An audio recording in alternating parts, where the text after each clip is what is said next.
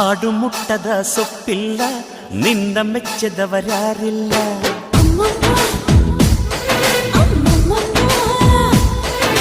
ಜೇನಿಗಿಂತ ಸಿಹಿ ಬೇರಿಲ್ಲ, ನಿನ್ನ ಮುದ್ದಿಗಿಂತ ಸಿಹಿ ಬೇಕಿಲ್ಲ.